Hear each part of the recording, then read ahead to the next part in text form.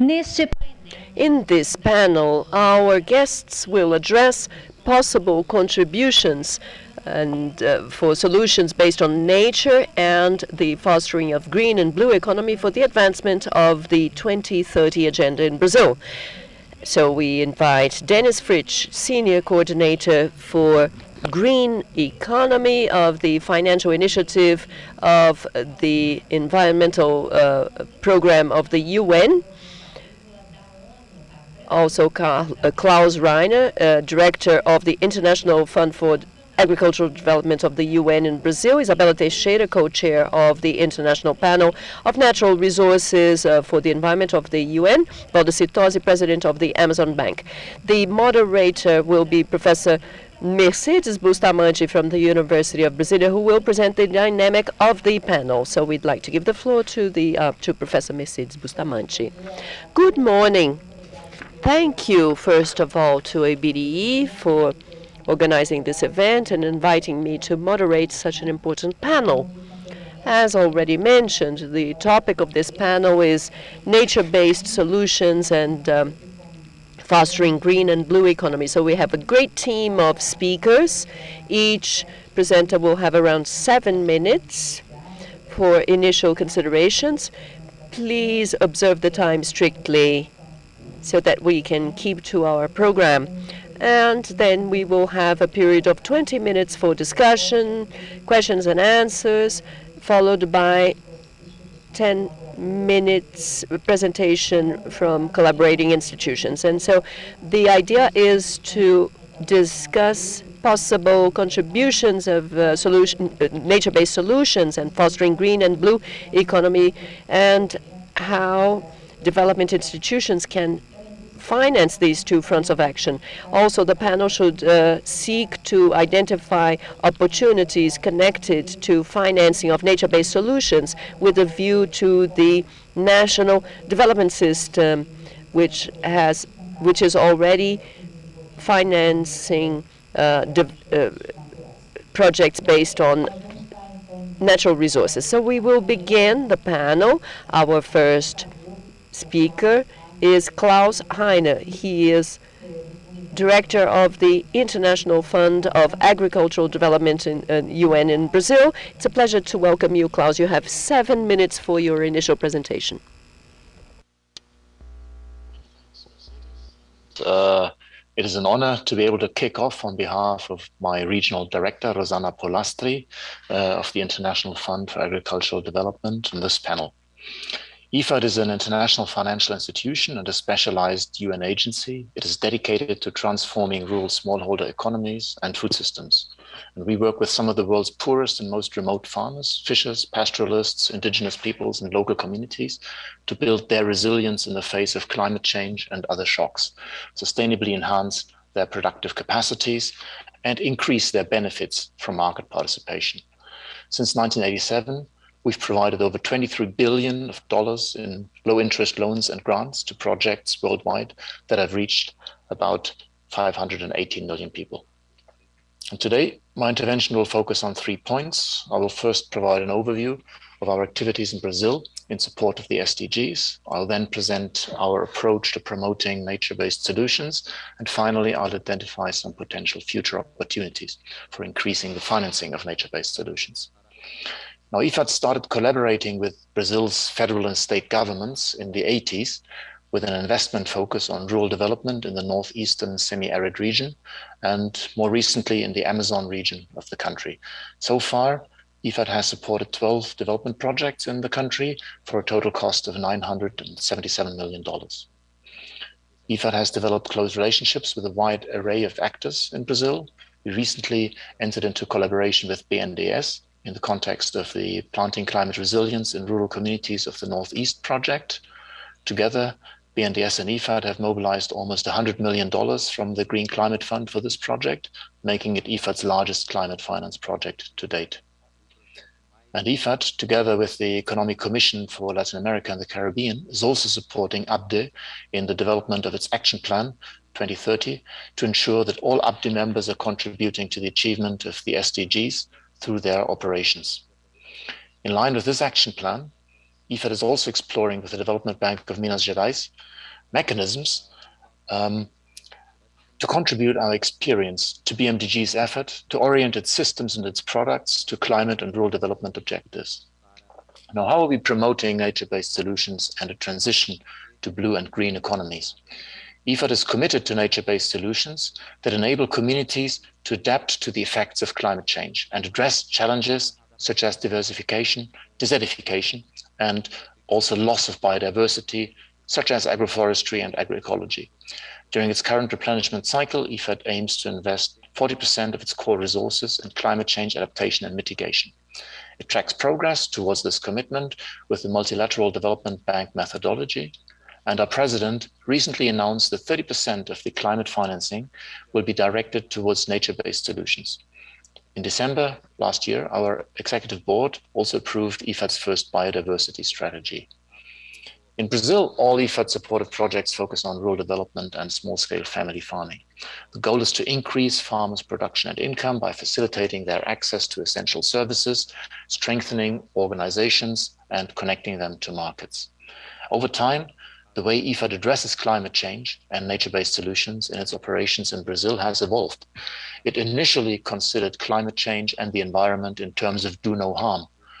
The devastating droughts, however, in northeastern Brazil have pushed IFAD to conceive climate change and the environment as points of departure that are integrated in a holistic manner throughout the projects. And this is crucial, as its principal target groups, including indigenous and quilombola communities, agrarian reform settlers, women and youth, are amongst the most impacted by the effects of climate change and environmental degradation, as their livelihoods depend on natural resources. All projects therefore promote nature-based solutions through community-based approaches, focusing on natural resource management and sustainable production systems. This not only increases smallholders' adaptive capacities in the face of climate change and other shocks, but also makes the beneficiaries agents of change. Agroforestry is one such sustainable development system that that IFAD supports in northeastern Brazil. It's been successful in restoring parts of the Caatinga biome and its ecosystem services, increasing biodiversity, combating erosion, and improving soil fertility, also water retention capacities. It has resulted in many socioeconomic benefits. The promotion, for example, of backyard agroforestry gardens has enabled the women managing them to gain confidence and new skills, improve nutrition, increase household income, strengthen social cohesion, and also increase their participation in decision-making. And other successful examples include support to local community seed banks with adapted Creole varieties, technology changes, and also the promotion of local markets and branding. Now, what are some of the potential future opportunities for financing nature-based solutions? IFAD recognizes that globally, current levels of financing of nature-based solutions are insufficient to achieve the SDGs, and that continuing environmental degradation and pollution threaten global food security. IFAD and the Climate Policy Initiative have carried out a study that found that only 1.7% of worldwide climate finance goes to small-scale farmers in developing countries, despite their proportional vulnerability to the impacts of climate change and biodiversity loss.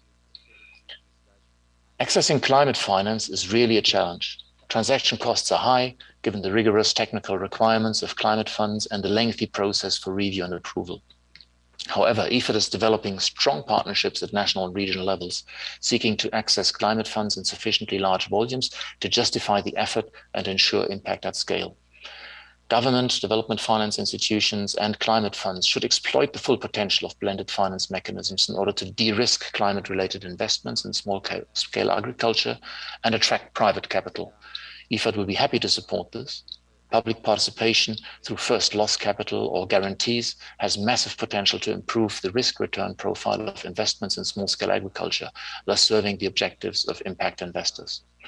And this is why IFAD is aiming to increase supplementary funding for climate change adaptation, mitigation, and biodiversity. It will do this through current channels, including the GEF, GCF, and the Adaptation Fund. For example, IFAD is aiming to increase the proportion of biodiversity funding through GEF's 8th replenishment to contribute to the implementation of its biodiversity strategy. IFAD also seeks to support the mobilization of additional resources for nature-based solutions from both the private and public sectors. This includes exploring innovative financing mechanisms such as sustainable bonds. And to conclude my intervention, I'd like to highlight the critical need for increased funding of nature-based solutions as a way of contributing to the achievement of the SDGs and the transition to inclusive and just blue and green economies. The DFIs have a crucial role in going beyond ensuring no harm to nature and people through their safeguarding systems to actively promoting projects that use the potential of nature-based solutions in achieving multiple benefits, such as improved nutrition, resilience, production, management of natural resources, and empowerment. The transition will not be successful without the involvement of women, youth, indigenous peoples as central agents of change. And this is why IFAD promotes community-based approaches that increase their participation in decision-making and socioeconomic activities, thus ensuring that no one is left behind. We're very much looking forward to continued collaborations in Brazil and across Latin America and the Caribbean to achieve the Agenda 2030 for Sustainable Development.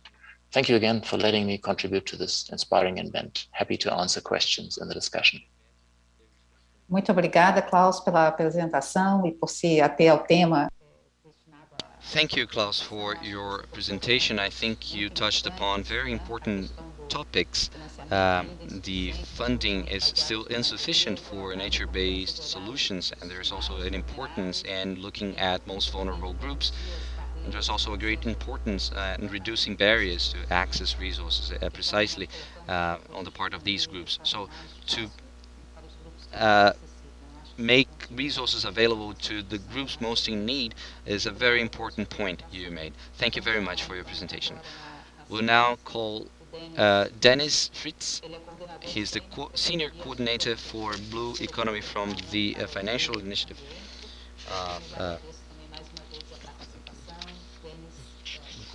The UN for the Environment. Thank you, Dennis, you have the floor. Days and it's great to be here and to be able to contribute to this esteemed panel. I would like to move the conversation into the marine space, toward the ocean. But first, briefly about UNEP.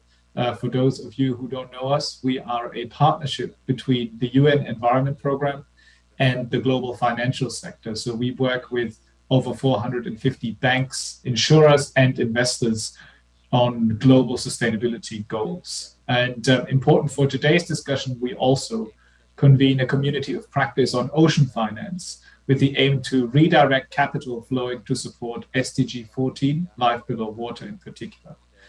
And you may ask why financial institutions, including DFIs, should care about ocean health at all. Just briefly, the ocean covers 70% of the Earth's surface. It's the largest carbon sink of the planet, absorbing about a quarter of all the carbon dioxide we produce. It generates half the oxygen we breathe, and it hosts around 80% of all life. And it, of course, provides really life-preserving services and goods to all of humanity. And all these goods, services, and economic activities that we derive from the ocean are estimated to be equivalent to the world's 7th largest economy in GDP terms. And major global industries, from shipping over coastal infrastructure to tourism, either depend on or impact the ocean's health. And we term such sectors ocean-linked because their global economic output is reliant on a healthy ocean. And the second UN World Ocean Assessment shows that the ocean, unfortunately, is in quite a dire state. Human activities have already severely altered around 2/3 of the marine environment, leading to a triple crisis concerning the climate, nature loss, as well as pollution. And in addition to being serious threats to nature and societies, these crises also lead to economic losses, which are often not considered. And these three themes are highly interconnected in the case of the ocean. Of course, banks, insurers, and investors, including DFIs, provide the financing, investment, and insurance required to power ocean-linked sectors, and therefore they have a significant leverage to transform such sectors at pace. And it's been estimated that achieving SDG 14, life below water, by 2030 will require around $175 billion per year. However, currently only $10 billion is spent annually. And that's, of course, a funding gap of around 165 billion US dollars annually, which is quite big. And in response to start filling this gap, we are increasingly seeing financial institutions seeking ways to lower their risk exposure to unsustainable ocean practices, as well as supporting ocean businesses in transitioning toward a sustainable blue economy. And the need for such a transition is very real. A WWF report from last year finally put a number to this urgency. A business as usual approach to ocean-linked sectors will leave the world's economy around 8.4 trillion US dollars out of pocket over the next 15 years. And that, of course, is a huge incentive for action. So I think it's really quite clear that there's a need for change in our approach to ocean assets, for a transition toward a sustainable way of managing ocean resources. And this is where the concept of the blue economy comes in, and the leverage financial institution have to take center stage.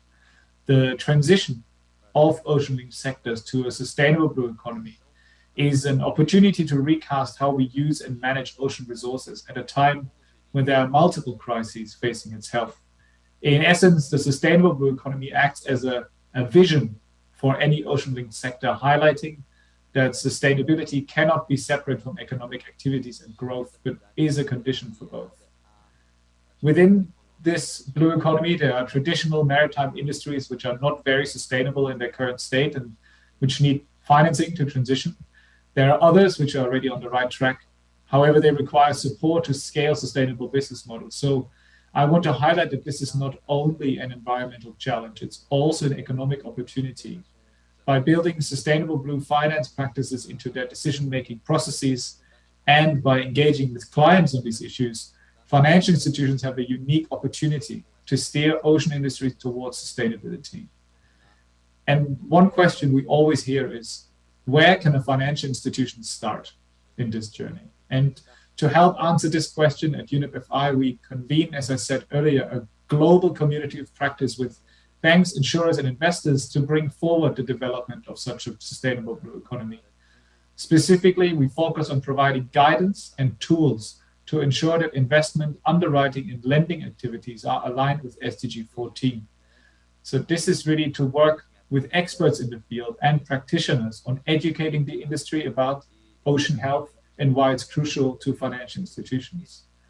With 75 pioneer institutions already on board, the initiative includes major public and private players in the space, such as the World Bank, the Agence Française de Développement, the European Investment Bank, and the Asian Development Bank.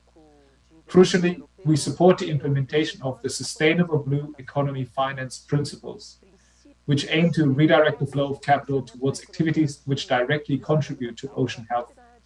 They're the world's first global guiding framework to finance a sustainable blue economy, and as a first step, these principles are a great place to start for any financial institution.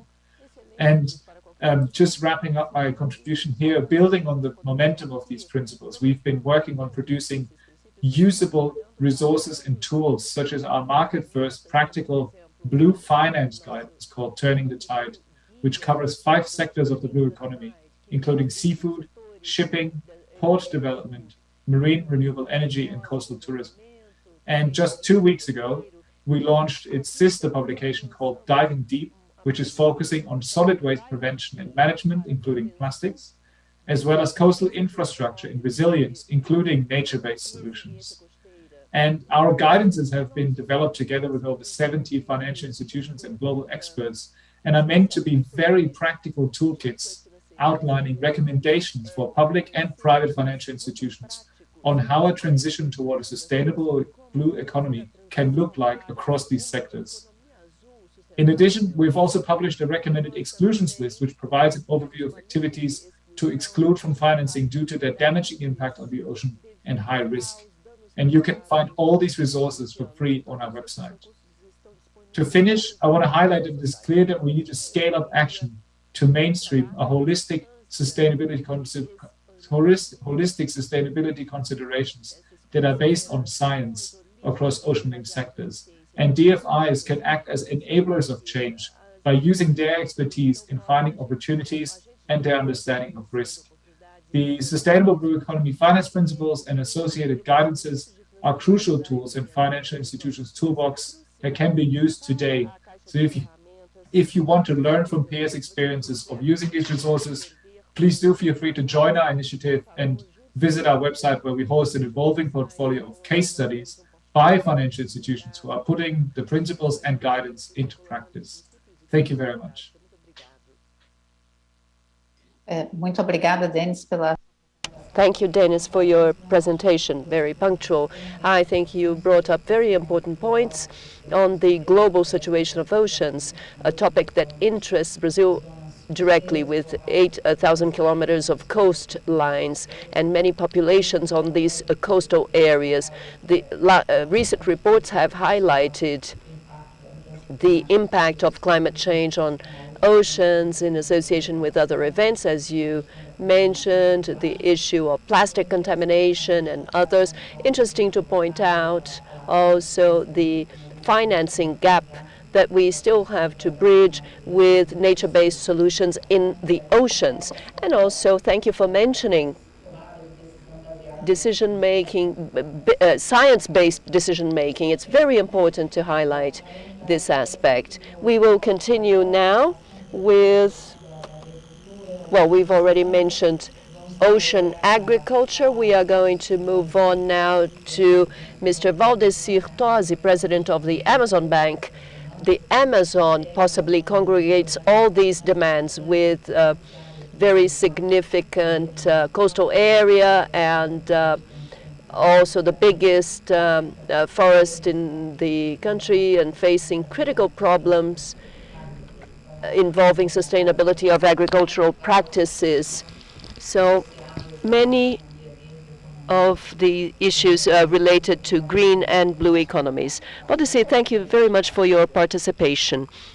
The floor is yours. Thank you, Professor Mercedes. It is a huge pleasure to participate in this panel and about refinancing. And so the Bank of the Amazon, of course, will have to address the Amazon through green financing. So first we need to understand the challenges of the region, which include land tenure regularization, for instance, because we do face this problem in the Amazon. There's also a very complex environmental problem, because environmental licensing, environmental bodies have very weak structures in order to monitor, conduct surveillance, and license those that can operate there. There's also the issue of economic feasibility. Often we mention biodiversity and other related aspects, but we need to remove products of biodiversity and take them in an affordable manner to consumers, because they are not necessarily located in our region. They can be located in Europe, in the US, in other parts of the country, where most of consumers of these products are located. There is an issue of education and technical assistance for this region, and the technology part, which is necessary for us to employ the technology and innovation that the region requires. And so I started speaking about challenges at a macro level. We could get into details of the implementation and fostering of green financing or blue financing in the Amazon. It's not simple. I will now move on to the experience of the Bank of the Amazon in the cases that we have, the successful cases that have been implemented and that we are conducting annually, and we need to replicate this. And the more partners we have in order to replicate these models that are successful, the greater the impacts for society and for the population there. Because when we talk about the Amazon, we need to think of bioeconomy, biodiversity of the whole forest, all the fauna there, and also the 25 million inhabitants that live there and that need to live with quality and dignity. So we address this at different levels. There are some focused operations such as cacao cultivation. Last year we reached around 800 producers with more than 100 million reais, and mostly in the Trans-Amazon region, and observing social environmental criteria. The Bank of the Amazon has a system of geo-mapping, verifying 25 social economic indicators, and this partnership then with a startup of the region. It's a Dutch fund located in Belém. And in the cacao sector, we work in partnership with CEPLAC, with in the Trans-Amazon region, with significant results, and now working on the verticalization with industries and industrialization of Amazon cacao. And in the case of acai, last year, over 3,000 families that depend on acai production, especially on the island of Marajó, a partnership with Embrapa and Conexus Institute. And so the bank provides capital, Conexus provides technical assistance, because there is no, well, a development bank cannot work on its own. We need partners. We need distributed action. We work, for instance, with fishery in the Amazon, with significant investments in tanks and fish tanks, and thereby reducing predatory fishing and producing income and low use of land and soil, in addition to retaining rainwater. So this helps to preserve water as well. Another example, then we financed more than 340 indigenous people with direct financing in indigenous communities, especially in the state of Roraima, Pará, and Acre. Very complex financing, because it depends on acceptance by the indigenous leaders and communities, and so it's all about persuading them that there is the possibility of generating income and better quality of life for this population through financing of processing of Brazil nuts in this specific case. We also created a new product which is called green cattle raising. When talking about green economy, we mustn't forget traditional activities. We cannot eliminate the traditional activities, but rather we need to insert them in a context of economic transition from a more predatory economy to a more sustainable economy. So we created green cattle raising, a partnership with Lab, which is the innovation laboratory of ABDE, also in partnership with FD, with GIZ and other partners. So we created and are already implementing this product. We also provided financing to cooperatives for fruit production in Pará, in Rondônia, and Acre, in order to verticalize the process of fruit production, especially regional fruit. So these are models that already exist, already implemented. We are in the process of expanding, of scaling up, and so technology is already implemented, and for each of the challenges we had to implement a solution. So there is a land tenure problem that we need to address, and there is the environmental system, so we have to work with the environmental bodies in order to solve the problems there. And in terms of economic feasibility, it is ensured, and family production and also agro in any activity is very feasible as long as there is technology and innovation.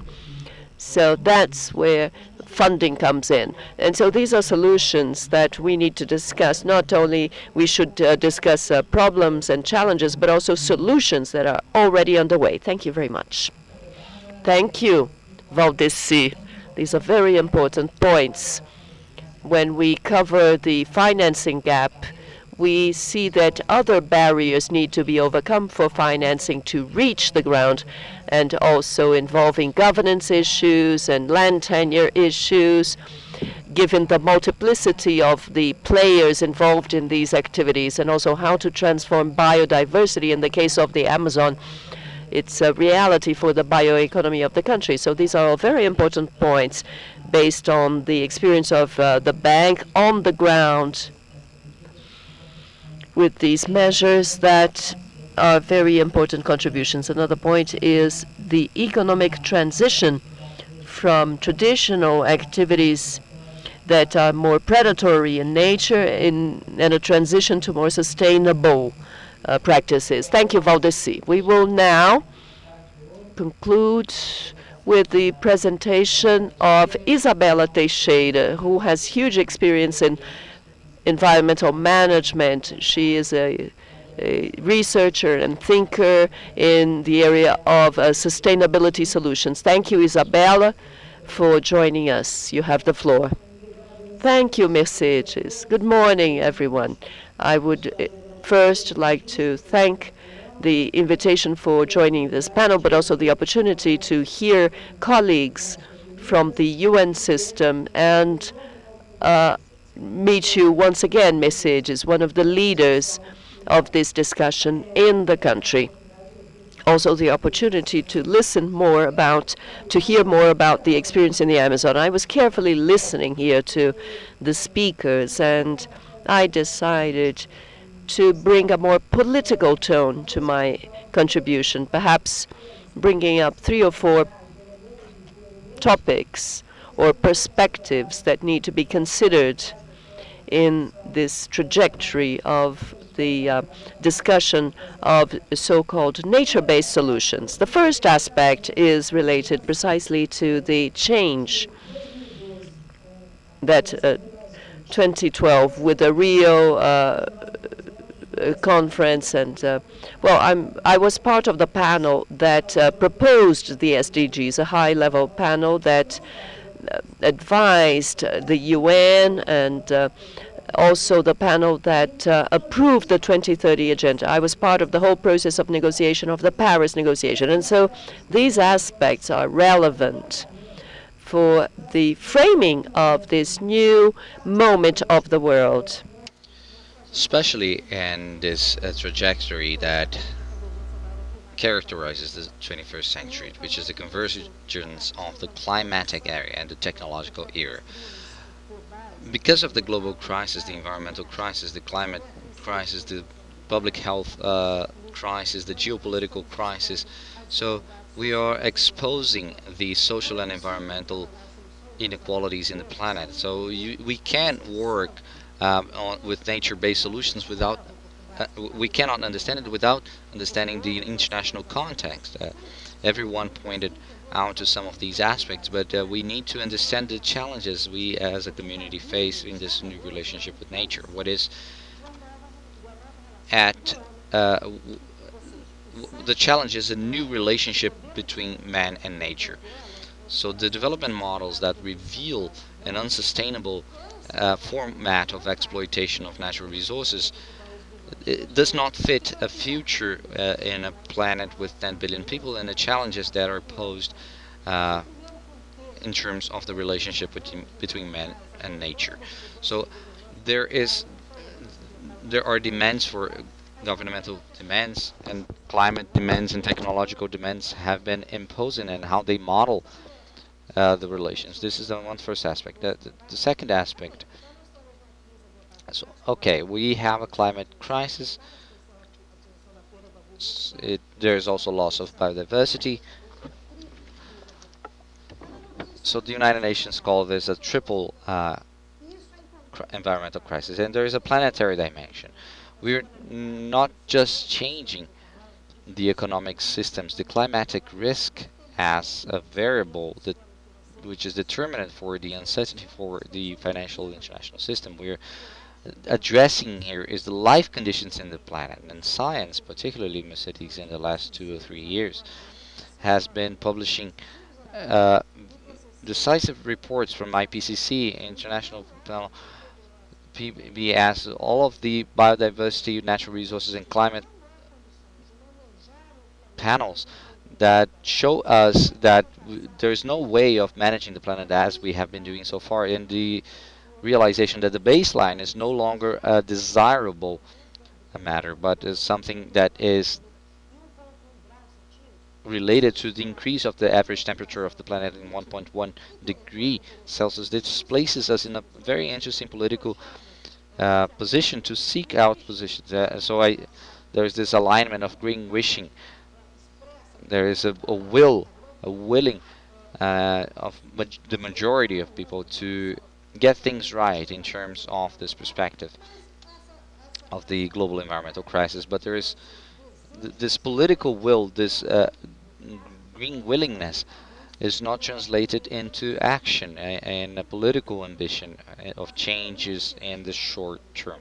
The incoherences are present, so the emergency of the war exposes this in a visceral manner, and the dispute for the energy sources, and in this green wishing perspective that can be positive or negative, because it can become a greenwashing,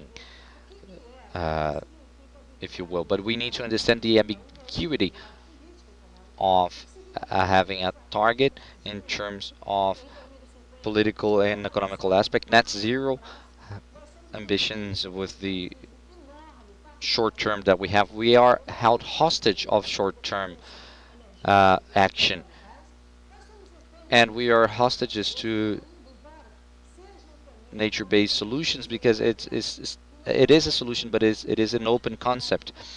This is why it's difficult to raise funds. The capacity of raising funds to the sources of funding should be the other way around. It should be much more objective, much easier to make possible that short-term solutions are taken forward. And there's also the co-responsibility of the private financial sector, which is the taxonomy of the ISG. So it's important to understand what the countries, the SDGs, and this new contemporary moment of sustainability impose this co-responsibility in society, private sector, financial sector, and a co-responsibility of the non-state stakeholders, and how the governance system and looking at the private and public systems can define assertive mechanisms that confer confidence and trust to society.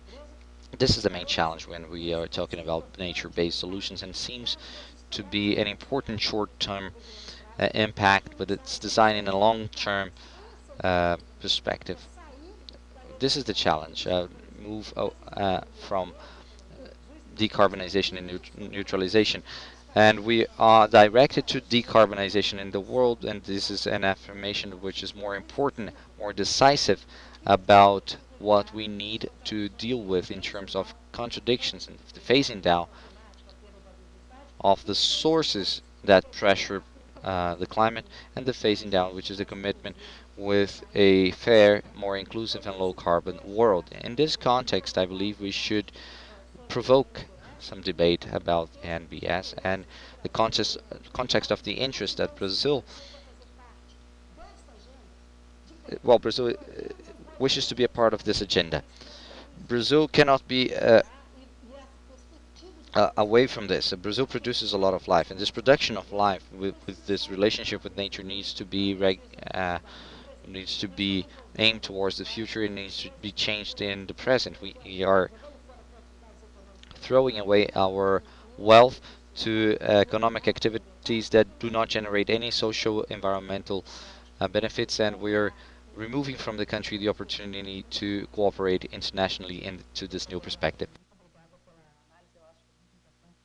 Thank you very much, Isabel, for your presentation about the planetary context. I believe that you have highlighted some aspects that were also made by the previous speakers, touching upon social inequalities and the different crises that we have. The social environmental crisis have actually aggravated the inequalities, And there is this need for a new relationship between man and nature. But I think you raised a very important point. You made a very important point. The models have difficulty is because they are very much dedicated to short-term action, and we have to reduce emissions and the maintenance for 1.5 increase is 10-year. We have to decarbonize very strongly in the next decade, which seems to be increasingly difficult considering the geopolitical importance of the fossil fuels that you have mentioned, especially considering the crisis in Ukraine. So we have a range of interesting points to discuss. Well, we have some time for debate, but we have some time constraints, so I have a question to all of you. We are all dedicated to development somehow, and all of you have cited important barriers for the distribution of resources when they are available, but also mentioned points that are relevant in terms of governance, organization of the system, governance, trust of the public relationship with the society, with the political system. So, very briefly, if you had to make a list of priorities, three priorities, looking at how we can improve the question of how we can improve access to funding and how we can improve governance. Maybe with a focus in Brazil, you all know the situation in Brazil quite well and have dealt with Brazil before. What would you list as priorities in terms of governance and access to financing? And so, what barriers can we try to remove so that access is made more readily available to the populations most in need? So maybe we can follow the same order as the presentation. So Klaus, you would be the first. Thank you, Mercedes. I think this discussion is very important of how we can act in Brazil to have a global effect. Because Brazil indeed has many nature-based solutions to contribute and to provide not only in terms of investments in the country, but other countries in the region, and to contribute with other continents as well. Raising funds for sustainable investments is a very important topic. We have to see what types of investments we already have, what type of knowledge we have out there about investments that can be made, but also knowledge about the results of uh, such investments. I see very clearly that working with family farming, for example, and with rural populations and guardians of nature by using nature systems, natural systems, these projects are very effective. So that means that it's possible to intensify production with these natural systems to produce in a more sustainable manner and to show that it is possible to create another economy, certified products, as well as reestablishing this possibility of investment. This is something that IFAD does very well in the country.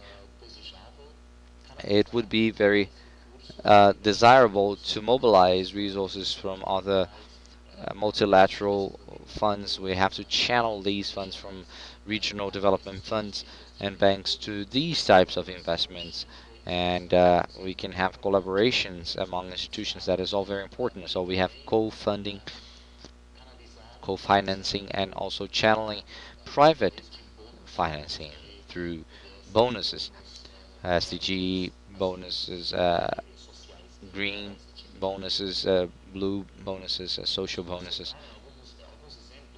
I can give you a few examples, but I think that given the time constraints, I should stop here and so that other people can have the opportunity to speak. Well, you called attention to many examples of intervention in Brazil, and this portfolio of solutions that are already applied and that have worked so far. I think it's very important to bring about successful cases to facilitate replication, and so that people can notice the potential of nature-based solutions, especially the construction of support and safety networks for small farmers is essential in the case of Brazil. Thank you very much, Klaus. Dennis, I don't know if you have any comments on these points. You have the floor. Happy to mention a couple of points from my end, and taking a kind of global view, but it's of course relevant in the Brazilian context as well.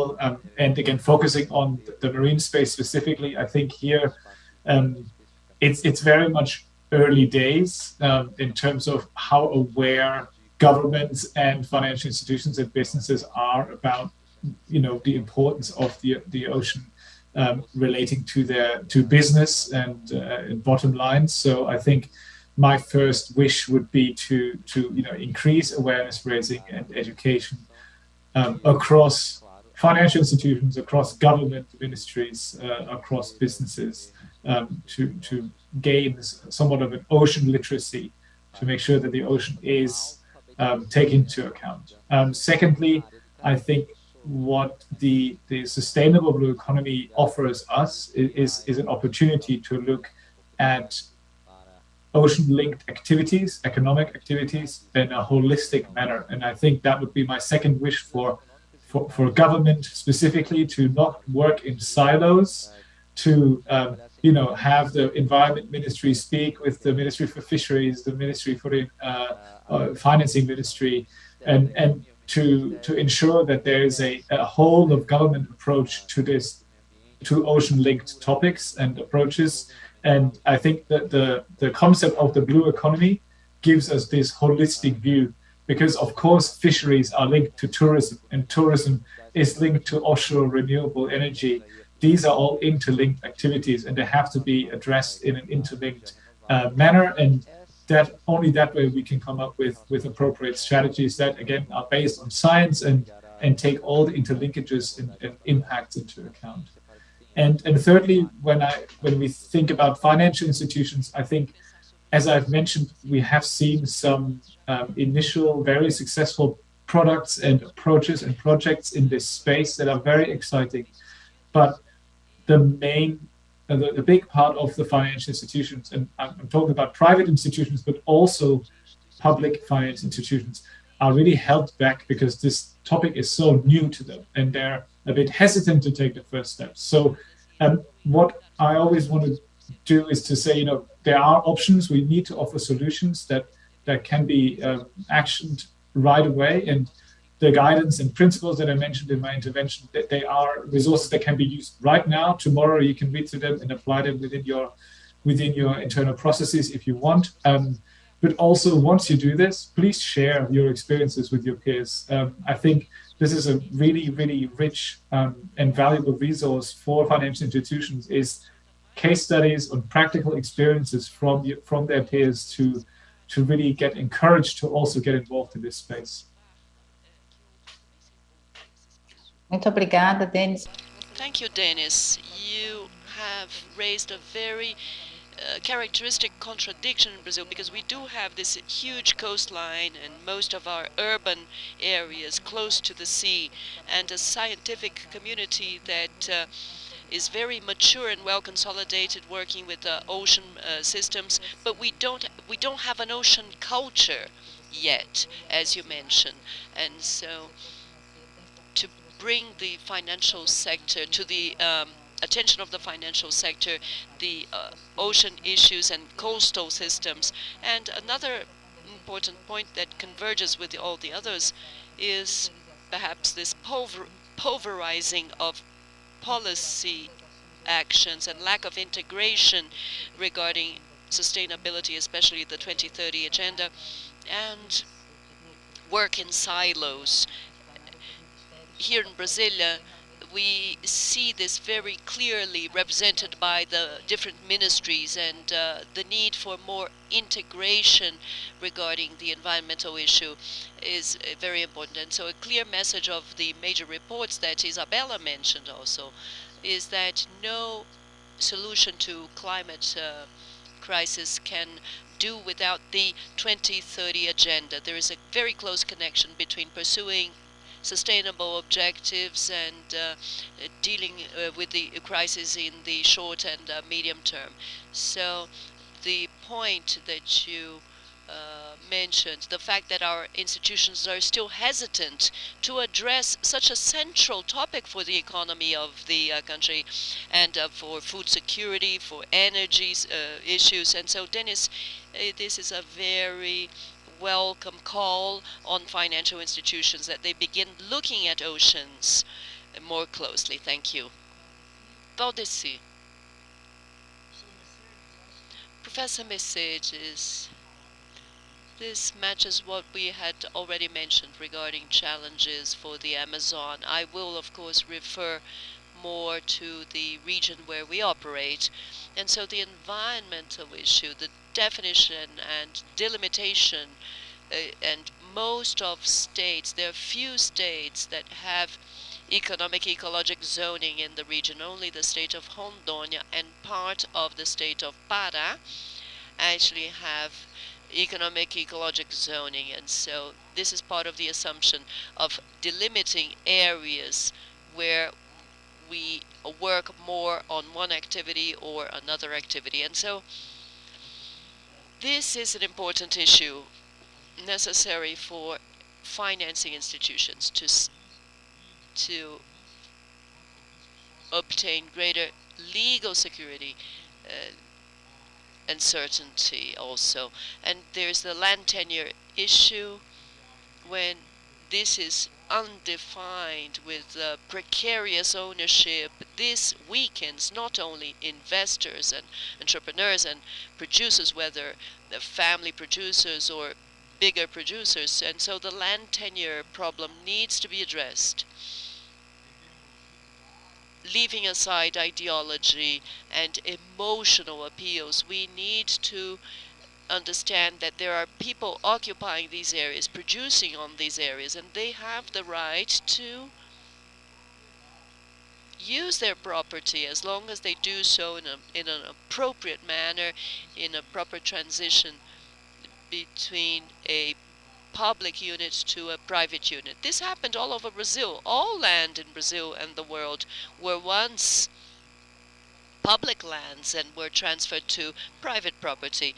The Amazon is wherever there isn't an indigenous reserve or environmental reserve, this needs to be done. We need to identify who the owners are, and in order to punish also those who are well, today no one runs the risk of losing property because properties have no owners. This generates a lot of instability.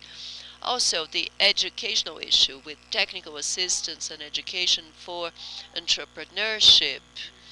And in order to conduct activities in the Amazon, this needs to be done. An entrepreneurial culture needs to be created with technological innovation, and we have flower producers here in the Amazon. They produce and plant manioc flower as they did 100 years ago, and so this results in low yields, low income, inappropriate use of the soil, inadequate cultivation. And so education is needed here. Entrepreneurial education, not academic education, but entrepreneurial education with a focus on entrepreneurship. If we were to list, well, these would be the three top items in my view. Thank you, Valdecir.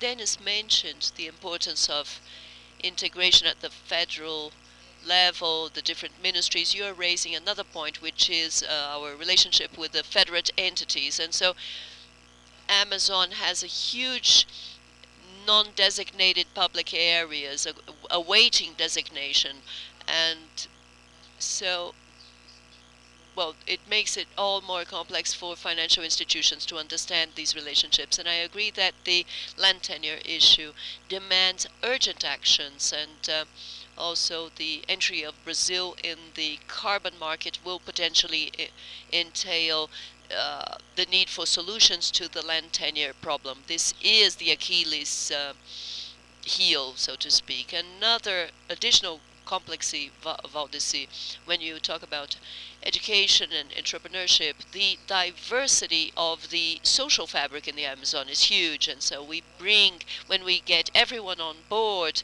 as Claus said, but still preserving the richness of culture and social integrity, and this is also a challenge for financial institutions to have sensitivity regarding the granularity of Brazilian culture.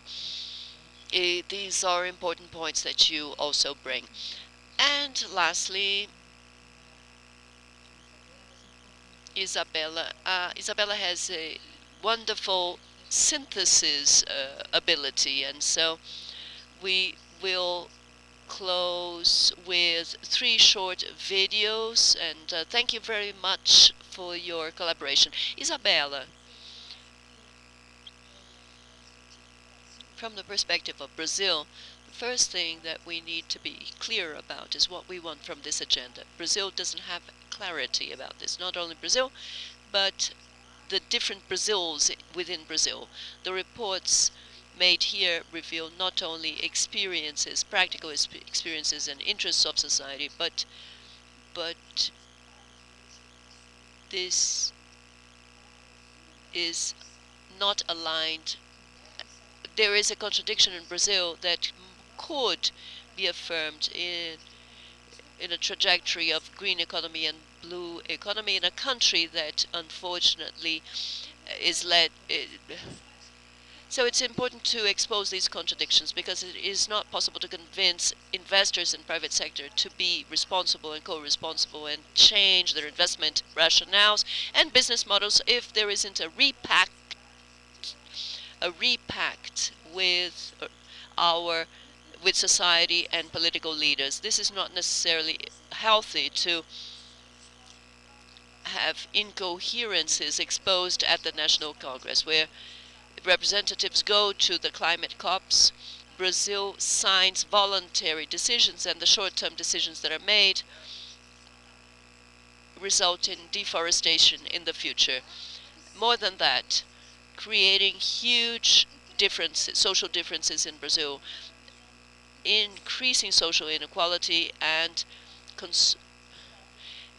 making unfeasible the interests of traditional peoples. And so this incoherence is we need a new relationship with nature. If this is an important political premise, the exercise of green sovereignty in Brazil means that the country needs to integrate with the world and knowing what the world wants. And the discussion of the Amazon is not limited only to the international interests. There's no international interest in the Amazon that is not previous. So a standing Amazon is a standing Brazil. A protected Amazon is climate security for the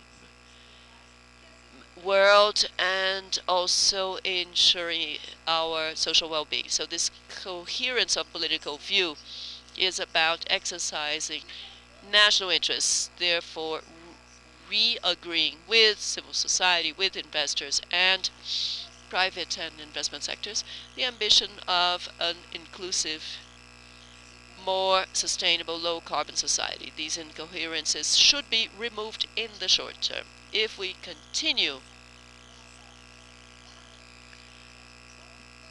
business as usual, we will be taking a step backwards. So leading towards the future, there isn't a single future, there are many futures. As climate scientists, you are aware of this. So this means addressing our liabilities, our ambiguities, the diversity of situations, and providing diverse solutions. There isn't a linearity in Brazil. There is a common denominator.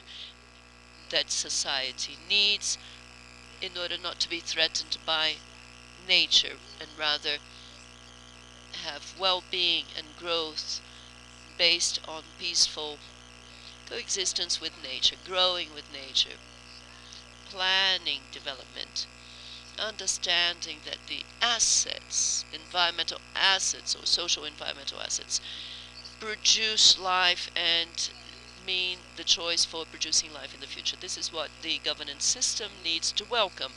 This is the discussion about connecting silos. This discussion of connection is very important for ensuring political coherence and establishing partnerships, as mentioned by everyone, and making Brazil a leader of results and actions and not problems. My last comment is that Brazil needs to understand not only efficiency, opportunities, but also the demand for scale. Brazil is not the scale solutions in Brazil provide solutions for the world. Local actions have global potential.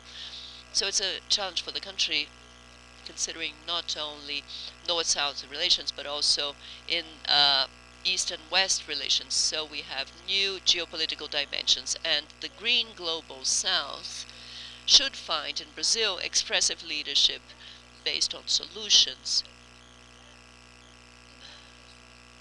and not tensions of the past that belittle us in terms of destroying nature rather than the capacity to build solutions and lead. Thank you. Back to you. Messages. Thank you, Izabella. Thank you all for the panel members. We had a very important presentation of our contradictions and also our potentialities and how we are thinking of this challenging moment that is so defining of the future, as Izabella said. Thank you all for your participation, and we will end with the presentation of the 3 videos of our collaborators. Thank you.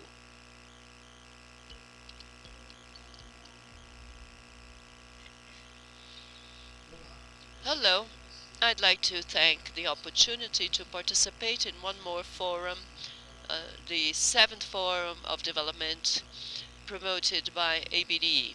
I'd like to share with you a successful case of a sustainable business, which is the implementation of agro-industry in Itaboa municipality, located a few kilometers from the city of Manaus, with an average HDI and a population of more than 16,000 inhabitants. We have managed to generate 350 1,000 indirect jobs in the region of Bufari, which is the community that was developed. They adopt all of the good practices of processing. They purchase directly from collectors, and this is a product which is typically very typical from our region. They adopt good practices. They perform the tests for selling in the national market and in the external market. This is a successful case that I would like to share with you.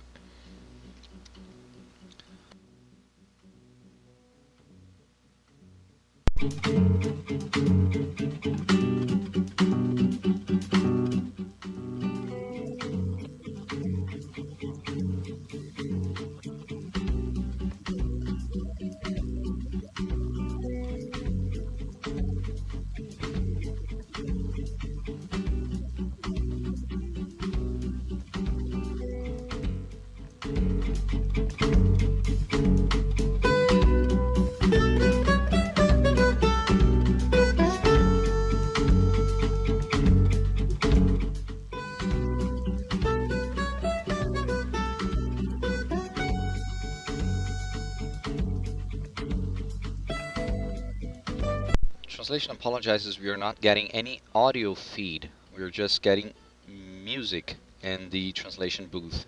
Therefore, it's not possible to translate the video.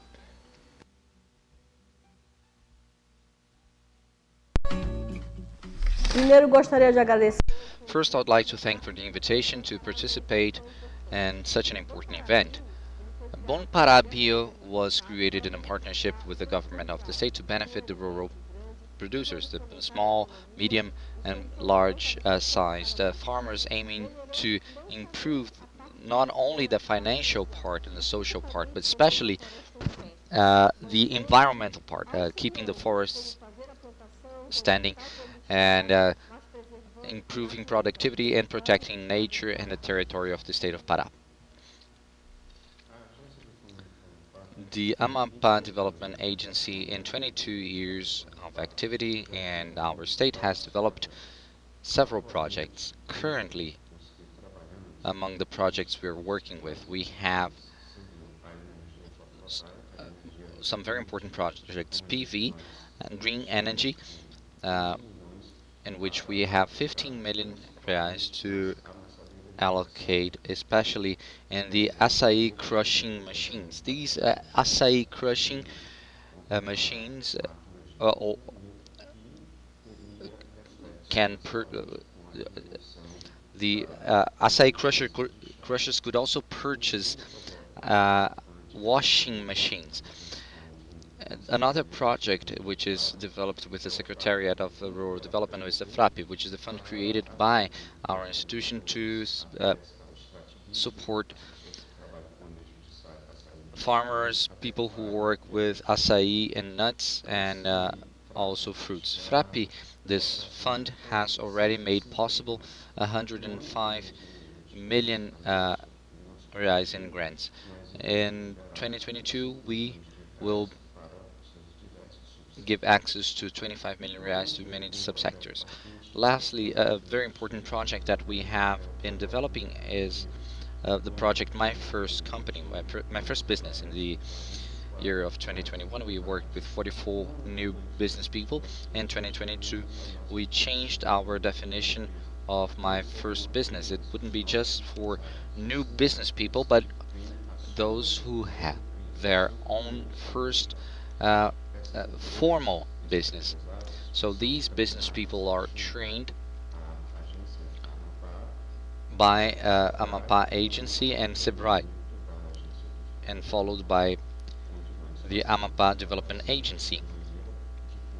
And we teach them how to manage their businesses.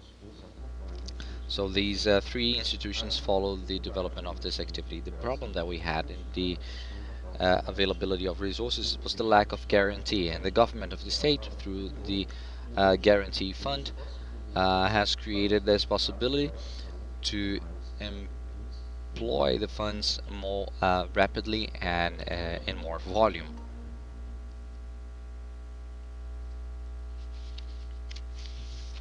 Thank you very much to all of the participants for your contributions for nature-based solutions and the fostering to green and blue economy to the advance of the 2030 agenda in Brazil.